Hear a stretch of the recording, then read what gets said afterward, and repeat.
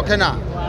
আমাদের দাবি একটাই, এই বলিয়ারপুর গ্রামকে রক্ষার জন্য একটু পূর্ব সাইডের যেন সরিয়ে নেওয়া হয়। একটু পূর্ব সাইডে গেলে দেখা যায় যে সরকারের হাজার হাজার কোটি টাকা হেনতে বাঁচবে এবং জিনিসটা সুন্দর হবে এবং বলিয়ারপুরবাসী এখানে প্রাণের দাবি। এই গ্রামটা বিশেষ করে অনেক শত শত বছরের ঐতিহ্যের গ্রাম, এই গ্রামটা কাজে আমরা এই সরকারের এই অংশীদারের তো হতে চাই, কিন্তু সেটা একটু গ্রামটাকে আমাদের পূর্ব সাইডে এই স্পেসটাকে একটু পূর্ব সাইডে সরা দিতে হয়, তাহলে গ্রাম বাঁচবে।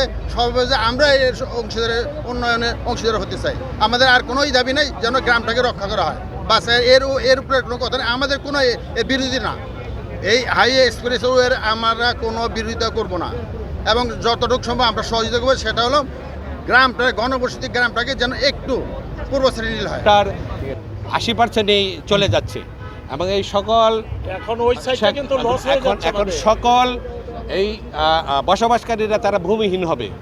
মাতৃভূমিটা ছেড়ে কোথায় যাবে তার কোনো ঠাঁই ঠিকানা নেই। তো কাজেই আমাদের একটাই দাবি, যাতে এই এলিভেটরটা একটু পূর্ব পাশে 1/2 কিলোমিটার চলে গেলে, ওগুলো আমাদের এই এলাকার জমি জমা। তো কাজেই আমরা এই গ্রামকে রক্ষার জন্য, এই ঐতিহ্য বলিয়ারপুরের ঐতিহ্যকে রক্ষার জন্য, আমাদের মাতৃভূমিটাকে রক্ষার জন্য আমরা মূলত এই প্রতিবাদ সভা। ধন্যবাদ। বিসমিল্লাহির রহমানির রহিম। আমাদের উদ্দেশ্য একটাই, আমরা এলিভেটেড এক্সপ্রেস যেটা হইতেছে এটার বিপক্ষে না, এটার 100% আমরা পক্ষে। আমাদের গ্রামটার রক্ষার্থে আমরা আজকে এই প্রতিবাদ সভা করেছি।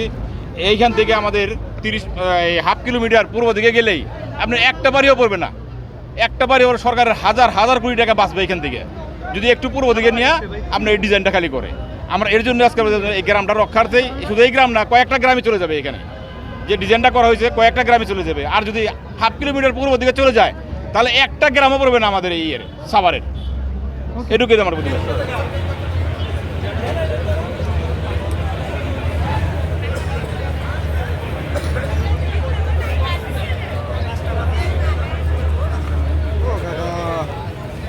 নিউজে নিয়ে এখন